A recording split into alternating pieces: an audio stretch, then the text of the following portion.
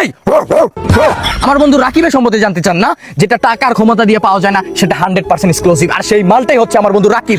রাকিবের সম্বন্ধে জানতে চান না? তার এলাকায় যান, খবর নিয়ে দেখেন, সে গ্যাংস্টার, সে মাফিয়া, সে আন্ডারগ্রাউন্ডের বাসপাকি। তার নামে থানার মধ্যে 200টার মতো মামলা আছে, 199টা মামলাই হচ্ছে চুরির মামলা। ভাবতেছেন একটা মামলা কিসের? সে পাবলিক টয়লেটে হাইকে টাকা দেয় নাই, সেই পাবলিক টয়লেটের মালিক ওর নামে মামলা দিছে, সেই মামলাটা আপাতত ওয়ারেন্টে আছে, তাই আমার বন্ধু এখন জঙ্গলে আছে।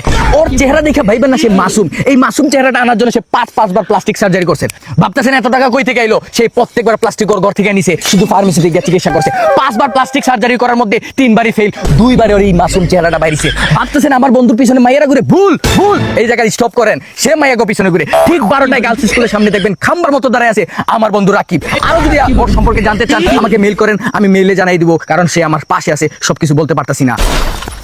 বলে দিছি বন্ধু। কি রে কারে বই যাইলে আরেকটা লোক মিস করছো, ওইটা বলতে আসলে রাকিব হচ্ছে এমন একটা পোলা, সামনে যদি 100 জন থাকে আর রাকিব যদি একা থাকে তাও রাকিব ভয় পায় না।